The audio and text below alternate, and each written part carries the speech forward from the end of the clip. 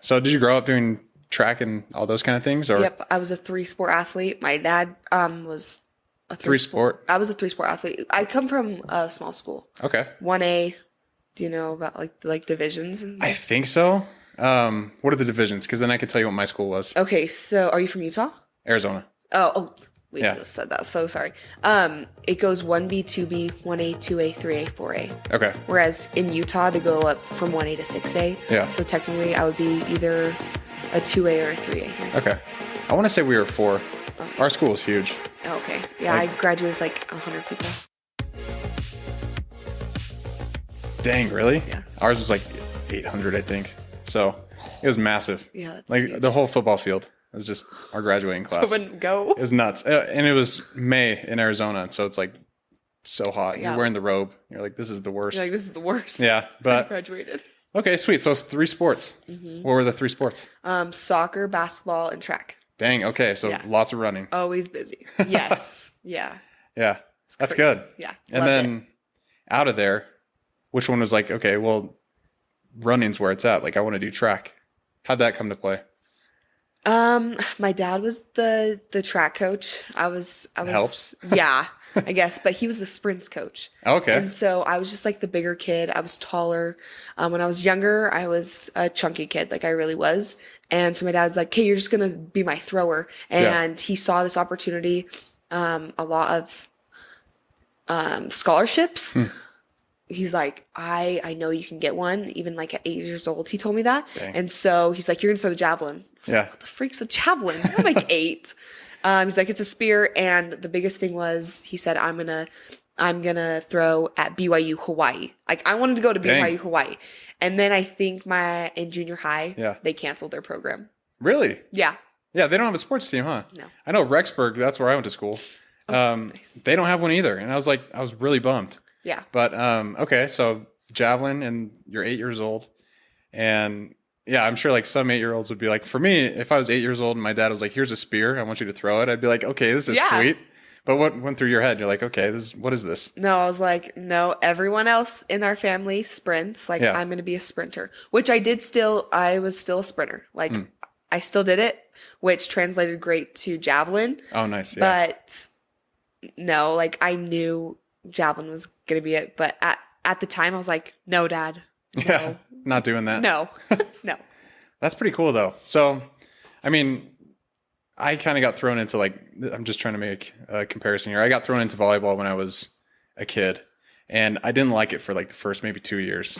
But like all my brothers played it, and I was like, I got to do it. Like, I want to be like my brothers. They're super cool. Yes. And eventually, like, I fell in love with the sport. I think it was just after, that initial time where you have to learn so much, and then you have to figure out what your technique is, and then refine like your position in volleyball and all that stuff. And then like once I started getting the fundamentals and I started getting kind of decent, I was like, this is fun. Actually, I like this. But I don't even know anything about training for javelin. So what's that like? You're kind of just thrown into it. Really? Like, I didn't gain a love for it for a long time because it's just so hard. Yeah. Like all these little things have to be put together. You look awkward doing it. You're pretty much running sideways. You're throwing sideways. It's just so awkward. Yeah, it's a really awkward The way Michael talked about it was like, he talked about cue bouncing. Yeah. And he said like, sometimes you would do one throw and then you'd be like, how did I make it that well? Like, how did I do it that well? Yeah. And then you'd go through and you'd be like, okay, well, maybe it was my hips. Maybe it was like how I planted. And like, he said all these other terms I don't remember, but yeah, I'm sure that's just incredibly difficult, like finding your technique. Yeah. So for a while I hated it. Yeah, I'm sure that's true. Yeah. But, I mean, you stuck with it though. Yeah. The biggest reason I love to lift, and I asked all my friends my teammates in college. Yeah. I was like, what do you think sets everyone apart in high school? Like the good from the great? They said whoever lifts the most, probably. Really? Oh yeah. In high school, it's more about lifting than technique. And I never missed a day in high school. Dang. I don't think. Yeah. Every morning. What kind of lifts were you doing? Powerlifting, and then Okay. I call vanity lifts, like people like you look like nice bicep curls. Yeah. Okay. like that. Just to look good. My biggest motivation, this is so embarrassing. Oh, I'm ready. I had a crush on a guy. Like my dad, he tells everyone in every interview, he's like, my daughter was so motivated. Like she'd be up before me. Yeah. She'd have the pigs fed. She would have breakfast made so we can get out the door to get lifting because she just loved lifting so much. Yeah. I'm not kidding. I just from had a crush on a guy. Hey. And it got me into lifting. And ever since then, I've been obsessed with lifting. Yeah. Less about the guy, more about like how I looked. Right. So, but yeah, that's kind of how I got. That's I mean, fell in love with it. You got to draw motivation from somewhere. So hey, if that gets you started, why not? That's awesome though. Yeah. Okay, so you're lifting big time, and I mean that's something that like I think everyone should be doing. Yeah, is lifting, and it doesn't have to be like I don't know. You don't have to go and be like Arnold Schwarzenegger and do crazy weights and all that stuff, but just for functionality and mobility and strength into your later years. Like that's one thing that's been fascinating to me is learning about the science behind like lifting and how it helps with longevity. Yes. Like it's super interesting. The more muscle mass you have, I think the better it is of like what's the word? Mortality marker? Not that, but like something like that. Yeah. I can't remember what it's called. You look younger. You do. You just do. So it's crazy. Yeah. But did they have any certain types of lifts that like they would prescribe in javelin? Yeah, so a lot of the like powerlifting, so snatches, cleans. We did some weird ones like snatching, but we do a split snatch, so it's like a split jerk, but a split snatch. Oh, where you're doing the splits? Yeah, okay, and then we have like box snatches and box cleans where you start at your knees so you don't get that momentum down. Yeah. A lot of quick twitch stuff. Dang, loved it. That's crazy. Yeah, I loved it. And then what was like a regular training day like how, were you guys running because you had to stay fit somehow? Yeah. Although Michael told me that when he was training, his dietitian or something like gave him a bunch of like different foods to eat, and then he gained I think 20 pounds is what he told me. So bad. I mean, we've both been to that person, and multiple people have, and I was like, I'll never go to them again. Really? Yeah. I worked with someone else at BYU. His name's Dan. Amazing. I love him. He's like, I just want to start out by saying you are a beautiful daughter of God, but what do you want? Like, what's going to make you happy? And he was great about that. That's awesome. But yeah, Mike is right. But the typical training, we would have outdoor practice first, and we would obviously throw or do med balls, which is great for the core. Like I've never had a core in my life. Med balls, is that the thing where you're like twisting to the side? Yes, and like around the head, and helping with our cues like knee down, just random javelin things. Yeah. And then we'd have sprints some days. My coach, he's Finnish. Okay. And he was all about like long muscles, and he wanted me to run at least like 2 miles every other day, but he'd say every day. He was like more on the extreme end. Yeah. Sometimes he'd say like 6 miles. I'm like, I'm not doing that. I don't run. I do not run. And then we would lift, and it was like, it took about an hour to lift right after practice, and we would do that as a team. So fun. Like, oh yeah, team lifting. The vibe is insane. Like everyone's screaming in your face on peak week. Love it. Oh yeah. You got music going. Yeah. Yeah. That's the best. Yeah. That's so fun. And then the crazy thing is, or what I did, and my coach probably hated that I did this, but I did it and I loved it. Yeah. Me and my husband, he'd come home from practice from football, and we would go to Vasa for like an hour, at least an hour and a half at night. Yeah. So I would train an extra hour to an hour and a half a night. And then on weekends, we had weekend practices, and we would run stairs until someone split their knee open. Really? Like gashed it open. That was the rule? No, my coach was like, we're never doing that again. Yeah, that's fair. Dang, that's insane. Stairs are brutal. But man, that's a lot of training volume. Yeah. So like average week, what is that? Like 3 hours a day, it seems like. So putting in 21-hour weeks. I think most practices went over an hour and a half to 2 hours, and then lifting. I say I trained almost 4 to 5 hours a day. That's insane. And that was on top of how much recovery we had to do. Yeah, I was just about to ask, what was that like? The recovery, I mean, I think we could have done it faster, but we were all just like talking the whole time. But we would at least do an hour before practice. Oh, okay. We'd have to heat up, do stretches like an hour before, and then an hour after usually as well. Dang. Okay. So time Just stretching management, and all that kind of stuff, and Yeah. mobility exercises, I Yeah. assume. At least at BYU, we had a huge, it looked like a hot tub, but Yeah. it was an ice bath. No It way. was as big as a hot tub. Like it was cool. I want to go there. Yeah. Sounds nice. And then and then there was like 4 feet, and then there's a hot tub, and so you contrast. Yeah. They had every machine you could think of. That's amazing. Yeah, it's cool. Yeah. I mean, their facility, they bring out some amazing athletes. Like, Yeah. that's what's fun to watch. I've gotten into running, I don't know, for the past 4 years. I've like really gotten the bug. And it's like, it's cool to see like, oh, there's another great athlete from BYU, Yeah. and there's another guy who's going to the Olympics. Like, it's crazy. There's 2 people from BYU in the Olympics this year on the marathon, I think. Yeah.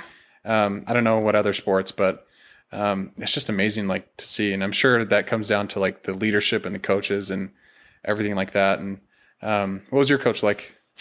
He was pretty cool. He's Olympian as Oh, well. nice. In javelin? No. Sadly, no. He knew every other sport or throws. Really? Great.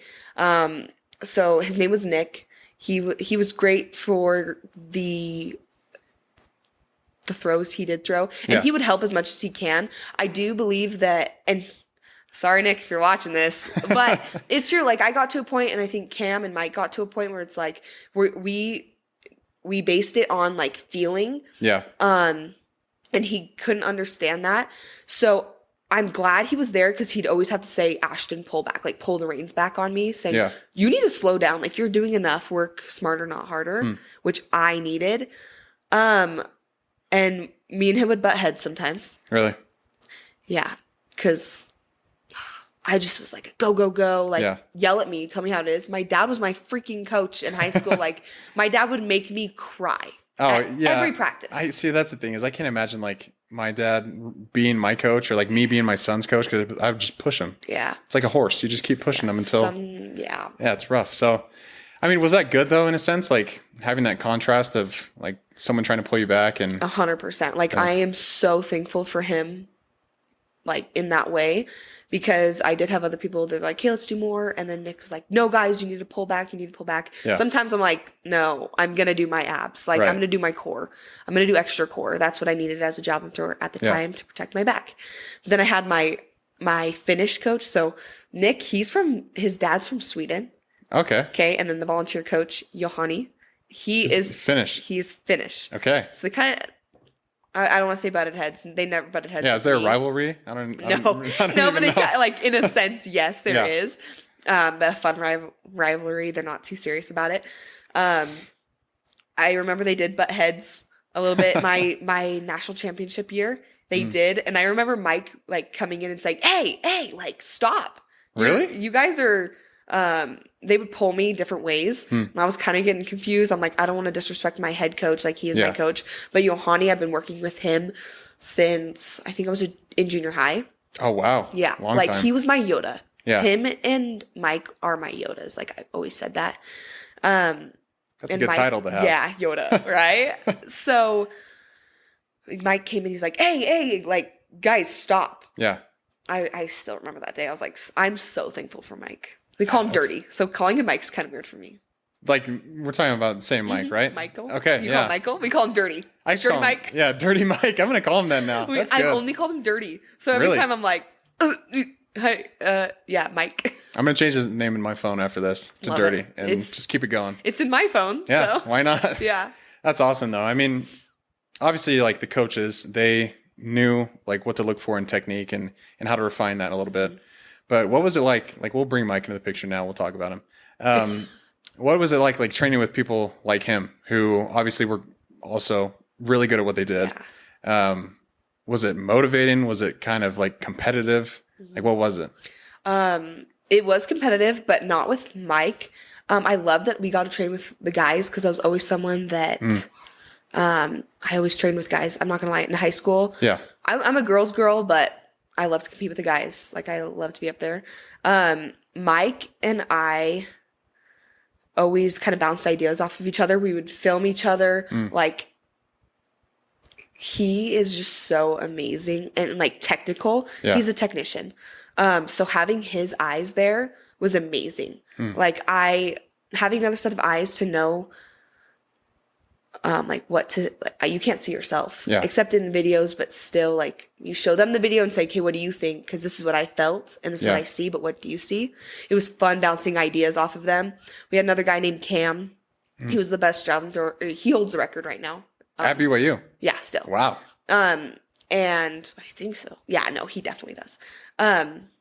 He holds the record, and me and him would just bicker at each other. It was so fun, like the rivalry between us. Yeah. It was fun. So I love training with them. Yeah.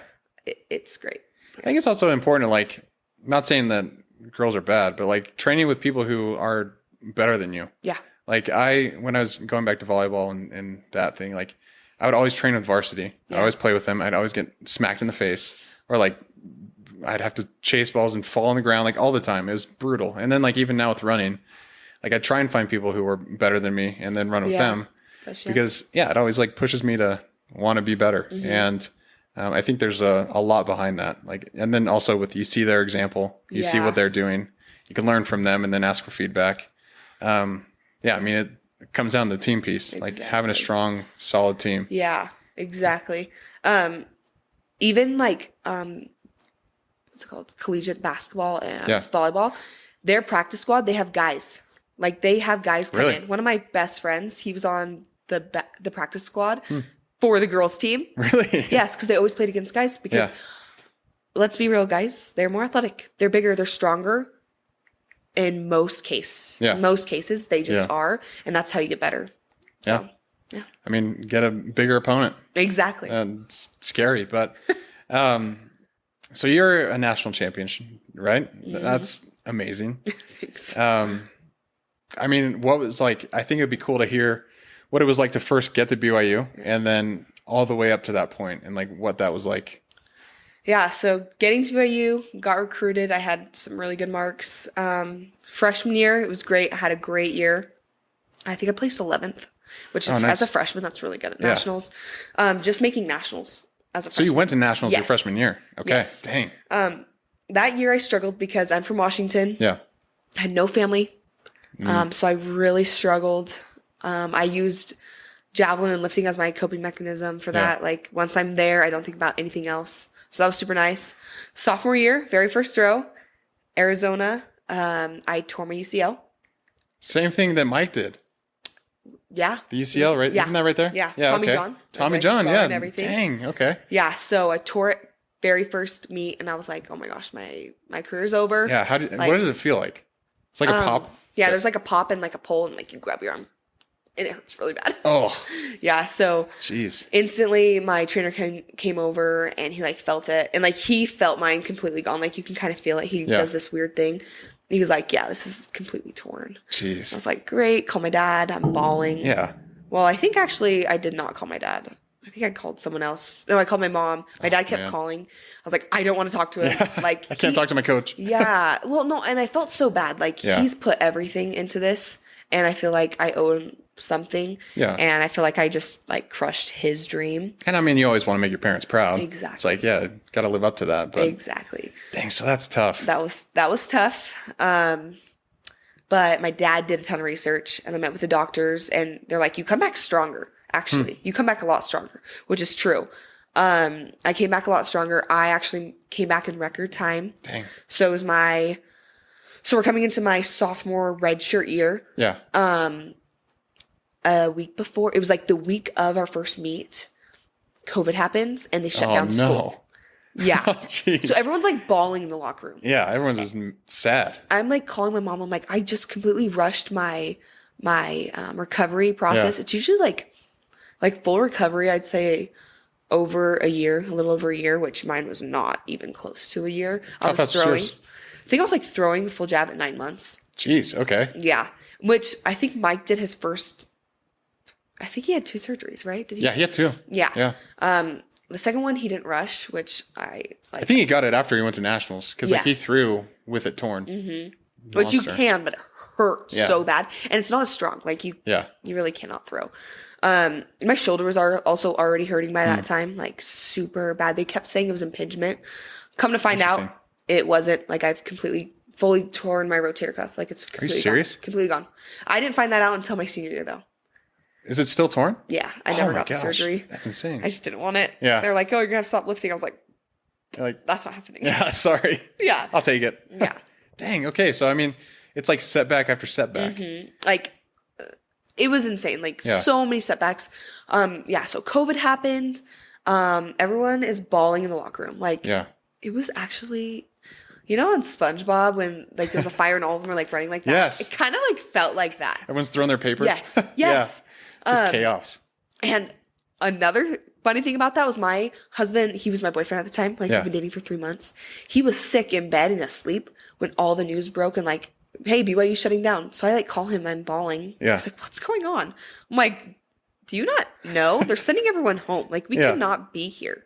He's like, what? He's like, what are you talking He's about? like waking up to the world ending. Yeah, he thinks it's a fever dream. He's Yeah. like, this is weird. So that was awful. And then they said, hey, we can come back to school Yeah. that next year. And so we started training again, but I was still training in the off season. Yeah. Right. Man, Yeah. what's like, because that's, I think anytime you have some kind of setback like that, it makes you question like if you're going to be able to keep doing it. Yeah. It's And so hard. like what kept you going? How'd you push through in that time? Because that's hard. Yeah. I've put way too much like time and energy into it. I wanted to quit. I'm not going to lie. So many times. My husband, he was like, no, you have to keep doing this. Like, you have to. My mom was like, my mom's so sweet. And she was just like, okay, if you want to be done, like, you totally can. Yeah. But then there's my dad. You're not done. Like, don't be a baby. Just use some choice words. We have very similar parents, Yeah. it sounds like. Yeah. Like, he's like, don't be a baby. You're fine. Yeah. Like, you're fine. I'm like, oh my gosh, my body hurts. Like, is this worth it? Yeah. Like, mentally, is this worth it? People have no idea. The load it puts on you. I mean, that type of commitment and that type of consistency, dedication, like not only is it physically tiring, but it's emotionally draining. Yeah. And like it takes up a lot of your brain space. Exactly. Like you're thinking about it a lot. Exactly. And other people have like a team to rely on, which I did have a team, but it's so individual. Track is so on Yeah. you. Like, it's all 100%. on you at the end of the day. Totally is. So you can't rely, or you like, oh, well, they kept throwing away passes or stuff like Yeah. that. Like, I have no one to blame but myself. Right. So it was even a bigger load on you because you have no one else to blame but yourself. Oh, man, that's tough. So it was hard. So yeah, COVID happened, right? Yeah. And then again, we come to another sophomore. Like, I should be at my junior year. Yeah. And I'm at a almost at my senior year. Right? Dang. Okay. Yeah, I should be like almost my senior year. And I'm not. So did they reopen pretty soon? Like I can't. No, I so it don't happened remember. in March. Okay. It was like March 20th. Yeah. And then they let people come back to school, but it was like half remote, half not. Okay. They only let so many people on On the campus. at the time. Were athletes one of them? Yeah, yeah, we can always. Well, no, sorry, like so many classes had to be online Oh, okay. a day, Okay. and so many could be in person. Yeah. Which I only had online, which was amazing. Yeah, that's Like, what I did. It was online great. school was like amazing. Yeah, it's the best. Yes. Yeah. So we came back. We all had to wear masks. So stupid. So dumb. I remember my athletic trainer kept pulling me in because I didn't get the vaccine. Like, Yeah. I didn't get the shot. I didn't. I was like, I don't need it. Right. I'm good. I'm healthy. I'm fine. And they kept like trying to force me to do it because you had a test every day, or like, Really? yeah, like Dang. every other day to go to practice That's insane. and wear masks. So that sucked. I'm like, dude, I don't want to be practicing. Wait, you had to wear a mask in practice? Yeah. My Okay. husband was on the football team and they had to wear a mask under their helmet. Are you serious? Yeah. Yeah, see, it's like times like that when I don't know. I like look at some of the things we did during COVID and I'm like, that was all so unnecessary, so Oh stupid. my gosh. It was so stupid. Yeah, that's amazing though. Football players in masks. Yeah. Wow. I'm like, I feel like that was worse than, You can't breathe. yeah. I'm It's like, tough. That's terrible. So yeah, that was awful. And so we get to that year. I'm also getting married this year. I get on birth control. Yeah. I'm not weird about it. I got on birth control. So and hormones. it like screwed me up. Yeah. Like screwed me over. It was so bad. A lot of people get like psycho. I got numb. Like I had no feeling Dang. whatsoever. Yeah. I also, and then I had this negative mentality my junior year, or it was like red shirt sophomore year, right? Yeah. Double red shirt, whatever, COVID year. I had this really negative mentality. Like my very first throw, I threw 57 meters, which was amazing. Like I think I was like that's- top like one or two that year. Yeah. And then I had this thought, like something's going to happen bad. Like nothing, it goes well this good for this long. Yeah. And I just kept having that mentality, and I stopped eating. I completely stopped eating.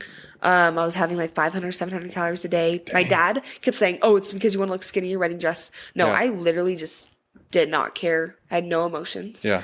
Stepped on the runway, had no emotion. So by the end of the year, so beginning of the year, I was throwing 56 meters. Yeah. By the end of the year, I was throwing like 40, I think I ended at like 46 meters. Dang. So I didn't make nationals. I went to Yeah. regionals and I completely choked.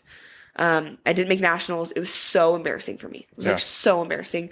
I was like, I'm done. Like, I don't want to do this anymore. Right. It's so like traumatizing. Talked to my coach.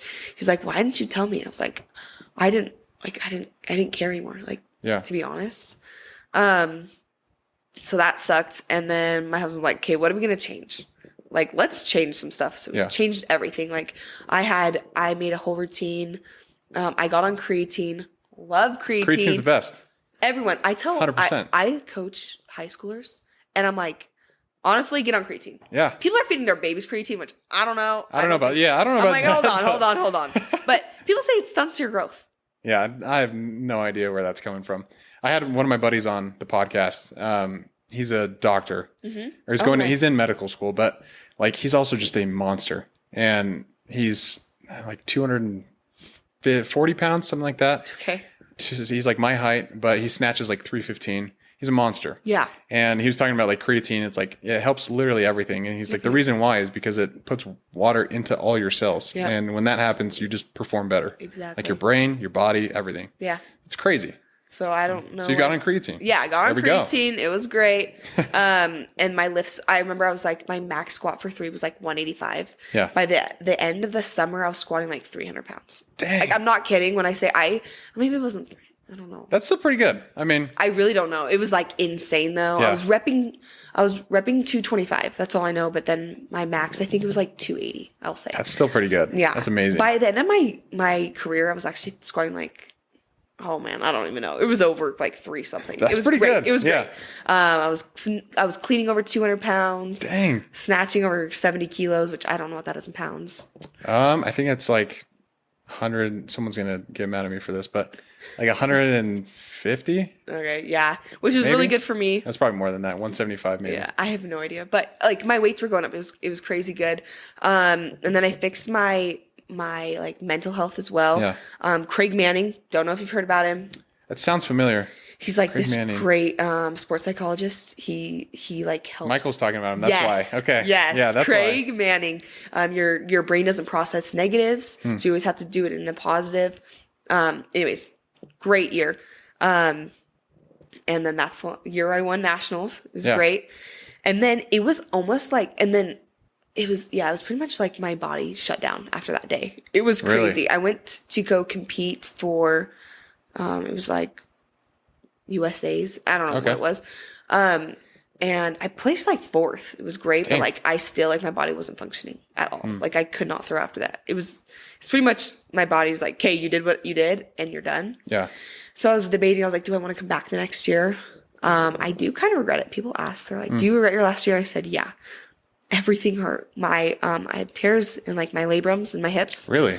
That's the year I found out my rotator cuff was completely torn. Dang. But I took an MRI like 3 years prior and they never told me the results. They said Really? it was impingement. What the heck? I was like, Like the results were there. Obviously, it was torn. for 3 years. That's insane. They never told the me. heck? Which I'm happy they didn't because Yeah. I feel like that would be an excuse to tell myself. Interesting. And Yeah, I that's fair. didn't. I will say every time I threw, I was like on 1,000 to 1,200 milligrams of ibuprofen. Really? It was so bad. Dang. It like killed me. Yeah, that's insane. I have had my fair share of shoulder things from volleyball, and they keep me up. Like, Yeah. it keeps you up at night. Yeah, it really it does. hurts. People have no idea. Yeah. Like it's the worst. But yeah, so I won nationals. I came back. I made regionals, which was great. But I was just like stuck. It kind of felt like I had no pull in my shoulder. There was nothing like connecting. Which kind of find out there was nothing. There wasn't. So I mean, I still went to nationals that year, which is a great accomplishment. Yeah. But then I didn't know this at the time. I was pregnant at nationals. Really? Yeah, I had no idea. But so people were like, okay, are you gonna still compete? And at the time I wasn't telling anyone I was pregnant. And I don't think I was gonna compete either way. Yeah. My body was just kind of telling me I'm done. But yeah, got pregnant. And it was funny because my goal was the Olympics, right? Yeah. First 2020. I found out my daughter's due date was March 10th. And then they said I got an email like the next day saying, hey, registration for the Olympic trials, its due date is March 10th. Oh, okay. So you're like, And so I was like, what the freak? yeah, that Like, kind of stinks. I was like, okay, yeah, no, it's not happening. Yeah. So, yeah. Hey, I mean, that's okay. But you kind of just breezed over that you won nationals. Yeah. Like, what is that like? Like, that must have been insane because you work from when you're 8 years old and you refine your technique over the years. You have these like hiccups happen, you know, COVID shuts you down, you tear your UCL, all these things. And then like you still made it to the top and you won. I did. Like, that's huge. It was huge. Like, even at the time, it didn't feel real. Yeah. Like, there was so much leading up to that year. I had like an anxiety attack, I'm not gonna lie, before regionals, because that was the year that was just so bad. I'm LDS. So my husband came and gave me a blessing right before I competed, and then right before nationals. Oh my gosh, sorry. Right before nationals, he gave me a blessing as well, and I like felt this peace and comfort. Yeah. But yeah, at nationals, like I stepped on the runway and I had like this sense of like, you're gonna make it. Yeah. Like, you're bad like you're just gonna throw and you got this. Like, you got this. And I hit that first throw and I was like, okay, I don't know if it's gonna be enough. Yeah. Like 58 meters, like everyone's throwing pretty good this year. Luckily no one beat that first throw. It was my very first throw at nationals. Dang. Okay. That won it. That's impressive. That's like, you just show up, toss it, and then like, okay, that's like a mic drop. Yeah, it was nice. Yeah, that's sweet. And then once I won, like I cried, like it was like shock. And then I turned my family and they were freaking out. And that was the best part for me. Like, my whole family was there, my aunts, uncles, cousins. Awesome. Like, it was such a good feeling. And my dad isn't allowed to sit by them. So there's like my family right behind me where I threw it, and then you could see my dad pacing up and down. Oh man. On the sides while I was throwing. I was like, Dad, you are like so anxious. I would probably be the same though, to be fair. Yeah. So. I mean, yeah. He put so much into this as well. And like, I think it was more like he didn't want me to be disappointed. Yeah. So and then I go and hug my coach, and then there's my dad, and he hugged me, and it was just like, I'm not kidding, 1,000 pounds like off my shoulders. That's amazing. And then it took me like 3 hours. You have to go take a drug test. Oh, really? Right after. I guess that makes sense. Yeah. I took some pre-workout. Like, I don't like to drink water right before. Yeah. Because I just have to pee the whole time, and you're not really allowed to leave. Yeah. So I just didn't drink any water. And I had stage fright. They're like, I'll tell you. They literally like kneel down and watch you pee. They're really? Like, yeah. That's so weird. I was like, what the freak? You think I'm going to swap it out with someone else's? Forever. Yeah, see, that's tough. Yeah, and then my family was at home waiting for me. Not at home. They had an Airbnb, and they like did this little tunnel thing. Oh, that's so cool. Yeah, it was so fun. And then I didn't sleep all night long. Like, I probably wouldn't. No, I had a breakfast with the AD and all the coaches, because when you win, you kind of had like a celebratory just dinner with your parents and then all the head coaches. Oh, that's cool. Yeah, it was really special. Shout out to Liz Darger. Love her so much. Yeah, it was like at 8:30 in the morning, and I did not sleep. Thanks. I was on Twitter. I was on Instagram. I was replying to everything. See, that's so cool. Yeah. That's like everything that you work for in like one moment finally came through. It was so overwhelming. But it's like, I mean, you said it yourself. Along the path, like, you wanted to quit. Like, you had many opportunities to throw in the towel. Mm-hmm. But I think that's like the importance of just, one, dedicating yourself to something. Yeah. And like giving it your all. Yeah. And it's just a tool that I always say, like, or not a tool, but it's a habit that bleeds into like every other part of your life. Yeah. Like, you're able to figure out discipline in this one area, whether it's like physical fitness or like a sport, whatever that is. It'll teach you how to be disciplined in like your relationship and your job and really anything else, and like your faith. Like, I'm also a member of the church. But like, I think it's important just to take those lessons and bring them into your life. And I'm curious if like you have had any lessons either from a coach, your dad who was a coach, or like anything during your javelin where you're like, I'm going to keep this for forever. Yeah, obviously persistence, consistency. I'm a big believer in consistency. Anything you do, just keep doing it, even if it gets hard. Yeah. My biggest like quote is, hard work beats talent when talent fails to work hard. Yeah. I love that quote. It's a great one. If like my biggest, I think I got that from my oldest brother. He's the oldest of 8 kids. Dang. He's a doctor now. So he's applied it. Yeah. If you know him, you're like, he's a doctor. Like no one, he's just Colton. His name's Colton. He's like, adrenaline junkie, like crazy. Oh, but, that's awesome. He kind of taught us, like all his 7 siblings, that just work hard and you'll make it. And so, I mean, me and him aren't that close. I mean, we have like 10 years in between us, but I really do look up to him a lot. If Colton can be a doctor, like I guess I can win a national championship. And hey, you did. Yeah, I did. That's huge. Yeah. That's awesome. I mean, it really is like the truth. And I think about that all the time. Like I'm in sales and that's like my job. And it's so funny because like there's definitely people who are way better than me. Like they're the silver tongue people who are able to talk to anyone and like persuade them to do anything. And then here I am just like, hey, what's up? Would you like to learn about my product? Obviously better than that, but at least I hope to think that way. But like I always can beat everyone in terms of like hitting quota if I just like sit down and work. It's like it's a numbers game. You just figure it out. And it's like that consistency piece that you said too. And with anything I do, with whether it's sales or it's running or the podcast, like consistency plays a huge role. Yeah. Just because, I don't know, a lot of people just stop doing it. And I've committed to it. And then I told my wife, I was like, I'm going to do the podcast for at least 10 years. If it doesn't work, then all right. Yeah. That's when I could say, I gave it a good shot. Yeah. But it's like, if you don't, you're not giving it enough chance. Exactly. So, I mean, how old were you when you started? You were 8, right? And then when you won nationals, how old were you?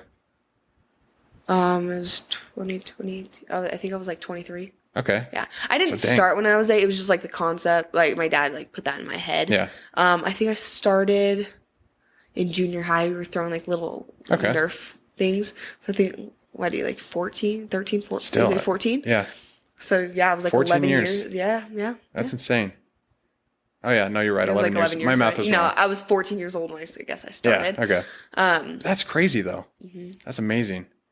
And, I mean, what was the thing that made you the most proud about your effort, I guess, and like your whole experience? Obviously, like without the national championship, you can't use that one. But like something else, like what made you proud about like the work that you did and your journey overall? Honestly, my mental health, how much like my mental health has improved.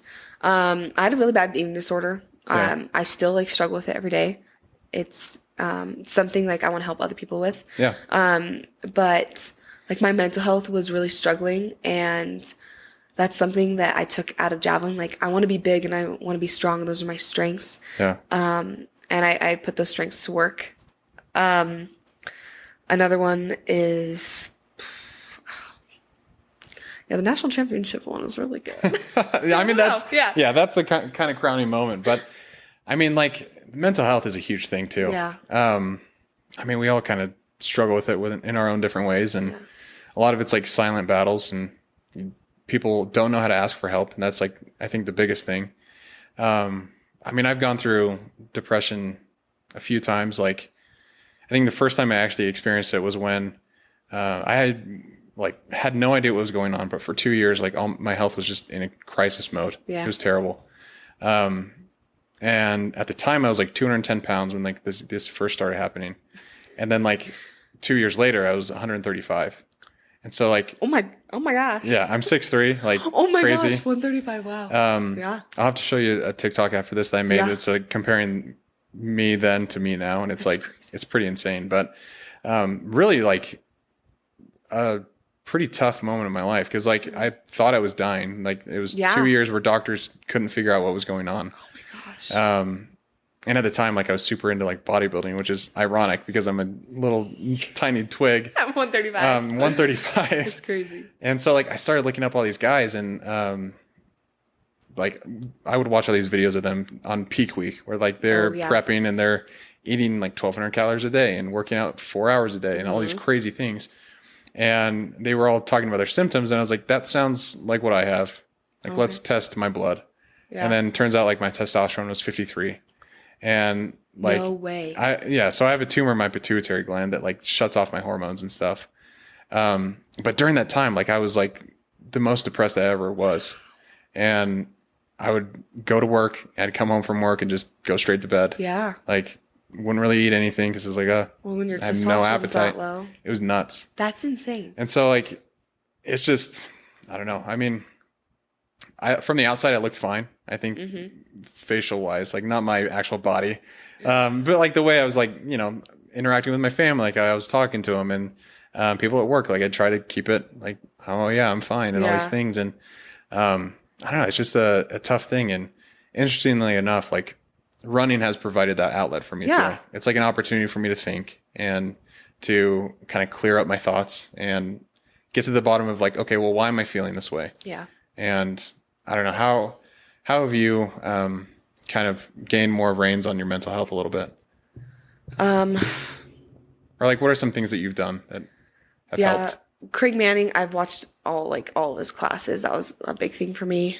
Another thing is like, I'm more than just my body. Yeah.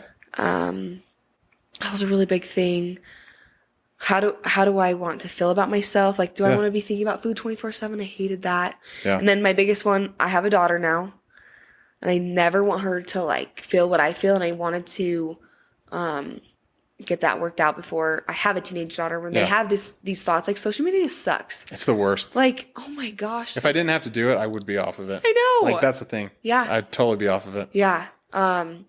So I really wanted to have like a really healthy or mental health. Yeah. So I could help my kids someday because I know it's just gonna be there. Yeah. And so like every time I like get into slumps where I'm like, my husband's like, "What did you even eat today?" I'm like, "Nothing." Like I don't care. Like I don't really care. I think like, what's my why? And I always have a why in the back of my mind now. Always. I feel like a lot of people that struggle, they're like, they don't have a why or a purpose. Yeah. And my why is my daughter and my kids someday, and I want to be healthy for them and mentally strong.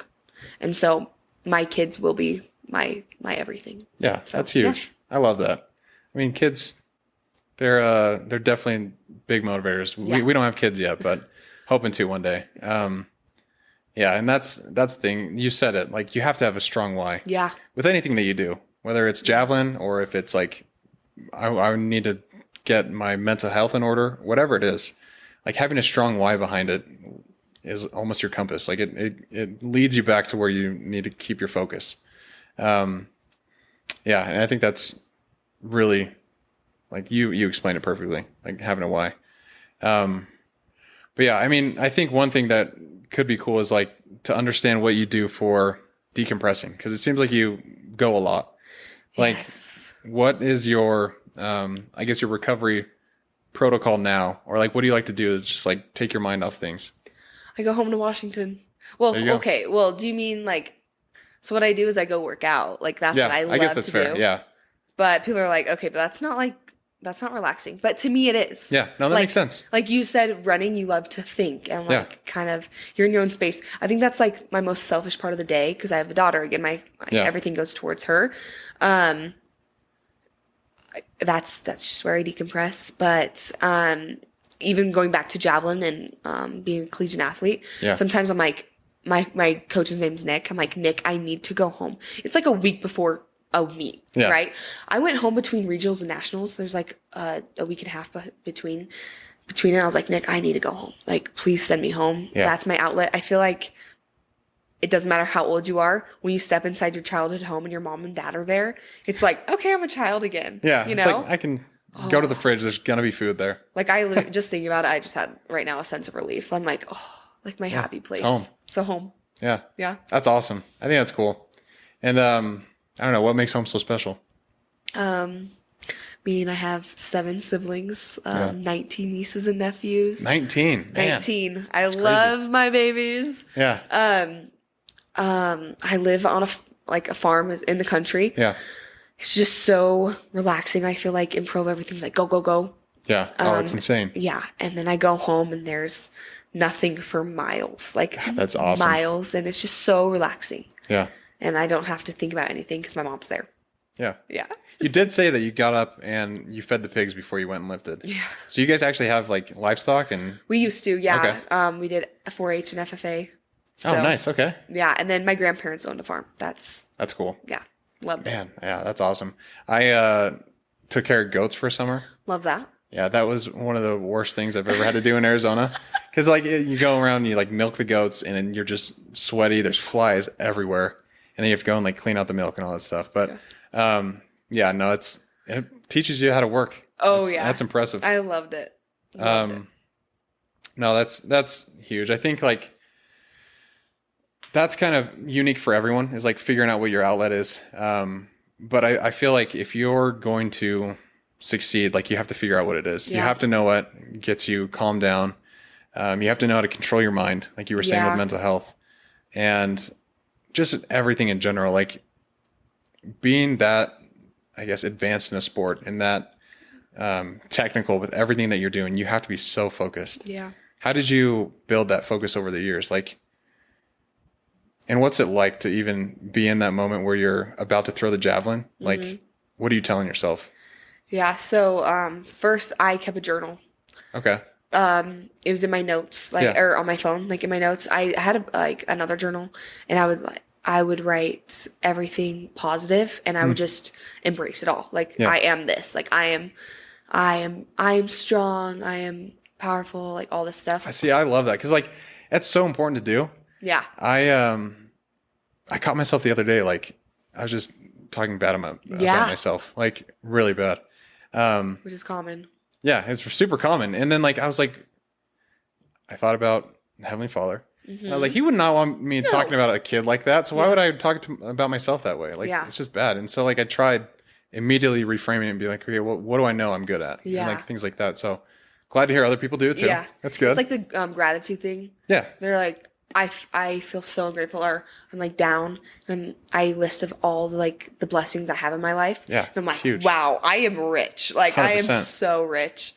So yeah, then what was the second? Oh, getting on the runway, right? Yeah. Like what goes through your mind as you're stepping onto it? Like, are you walking through, okay, I need to do this, this, and this, or is it just like flow state? Yeah. So as an amateur, I did do that. Yeah. Amateur, whatever. I did do that. I was like, okay, I need to do this, this, this, this. But Yohani and Mike, they both taught me that that's what practice is for. Like you've done thousands and thousands of repetitions. Like your body knows what to do. Now it's your mind and saying like, I know what to do. I don't need to tell myself what to do. If it's one cue, that's fine. But you just kind of say, I've practiced hundreds of hours for this. Your body knows what to do. All you need to do is bring energy to it. And I step on the runway and like I take a deep breath and I do say, this is so like cheesy, but I'm like, I'm Ashton freaking Reiner, dude. Like I'm a Reiner. I'm a Reiner, which is like a huge saying when I grew up. And then I would go and I put that energy towards it. So, I love it. It's confidence. Yeah. It's huge. Yeah. Confidence. There you go. That's the word. Confidence is huge. That's but it only comes from like what you said with the repetitions. Like the only reason you can say I'm Ashton freaking Reiner is because you put the repetitions in and like you train your body how to do it. Yep. It's the same thing I tell people when they want to start running. I'm like, just get out there and start doing it. And the more you do it, the better you'll get. And like all these different things. And then I'm like, on race day, you'll know that you can do it because you've built up this base that shows that you can. It's the evidence. And it comes from the practice and the repetitions and everything. So that's awesome. I mean, yeah, I'm always curious about like what goes through like people who have a very technical sport, like if they're thinking about it or if they just go. And I think it sounds like it's the latter. Like just go. Yeah. Just go. Like you know how to do it. Yeah. So I think that's cool. Going back to your kids, because you said, or you have one kid, but like you hope to have more. What's a lesson that you hope to teach them through your example? Consistency, obviously. You're not going to be great at anything at first. Yeah. That's like a big one. And then something like I'll have huge in my permanent home one day, which we already have like a small one. Yeah. Saying it says, comparison is the thief of all evil or of all joy. Sorry. Yeah. Comparison is the thief of all joy. joy. Evil. 100%. I'm very familiar with that quote. Love that quote because I compare myself to everyone. Going back to social media. Yeah, it's the worst for that. Scrolling, I'm like, okay, I know this is fake. I know this person doesn't actually look like this, but I compare myself, right?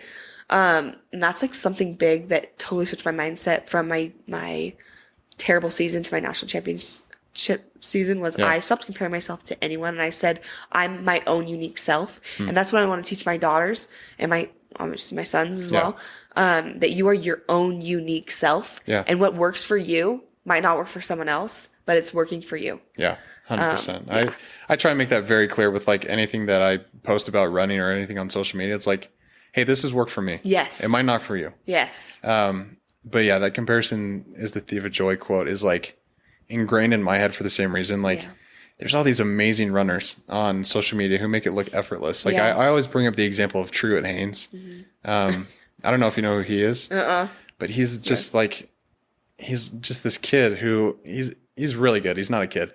But he broke the world record pull-up record like this year. And then he ran a marathon in jeans, the Boston Marathon, in like 2:36. Like he's just insane. But he's been doing half marathons since he was 6. Oh. So it's like I can't compare myself to him. I don't have that background that he does. But it is like it's such an important thing. And I love what you said. It's like, hey, you are your own unique self. Yeah. Own that. Yeah. Like be proud of that. Yeah. Another thing, genetics come like into play huge. Genetics are huge. Yeah. Yes, like hard work, but some people can only work so hard. Yeah. Like you can't work hard enough to grow 6 inches and go to the NBA. Yes. So I can't do that. I'm not going to be in the NBA anytime soon. You gotta know your limits as well. Yeah, 100% you do. But no, I love that. That's huge. I think it's, that's how you make a good kid. Just teach them those things. Yeah. Let them be unique. Exactly. Just don't let them burn things. Like, you gotta keep their thing in too. No. Yeah, he's like, Mom, I love to burn stuff. That's who I am. Like, no, you can't do that. Like, I can, nothing good with that, actually. Nothing's going to come from that. But yeah, I mean, I think just, my last question for you, it's a big one. I mean, it's the Getting After It podcast. Yeah. Is what does getting after it mean to you? Okay. Yeah. I was like thinking about this. Getting after is like taking an idea and like going for it with everything you got, like getting after it. You take something. Okay. I want this. I'm going to do everything I have like within my capabilities and I'm going to go after it. That's what I think it means. I agree. Yeah. I love it. I mean, there's a lot that I say like getting after it means, but really I think it's just like what you said. You get an idea and then you dedicate yourself to it. Put everything you have. It's like with javelin, like you dedicated yourself to it. You literally got after it and you won the national championship or the nationals. National championship. Yeah. Is it the championship? Yeah, I guess it is. But that all came from work. Yeah. It came from getting after it, like being consistent, like doing all these things that we've talked about. And it is just like, it really does apply to every other area in your life. If you do like make the time for it. Like if you want to be better at your job, then dedicate yourself to it. Like if you want to learn something new, you want to learn a new language, dedicate yourself to it and get after it. Like it really is it. Like, it's going all in and I agree. It's huge. So I love it. Anything else you want to share or leave the audience with? I think we covered a lot. I think we covered it. I think so. Well, I really appreciate you coming on and talking. I feel like it's always good for me to talk to people like you who are literally elites in what they do, but then also just like to hear what got you there and to hear that like you're not some person who was born this way. Like it took work and you've also had to overcome challenges. Yes. Like that's the thing I think people don't see on social media. Yeah. Is that all the people you're comparing yourself to also have things that they're battling. And it's just, it's refreshing to see that and like actually have these kind of conversations. Because it doesn't come easy. Yeah. And no matter how much you think it does come easy to someone else. Guarantee you it doesn't. Yeah. So I think it's awesome. And Yeah, I think you're going to do great things for your kids, teach them, and the high school kids that you're teaching. I think that's awesome. That's getting after it in its own sense. You're teaching them. Yeah. Because I think that's actually like part of the definition for me is like you are committing to get better, but you're also committing to help others do the same. Yeah. So you're doing it. Thank you. Yeah, I think it's awesome. So yeah, appreciate you coming on. This is awesome. Thanks for having me. I love it. As everyone else listening, as always, keep getting after it.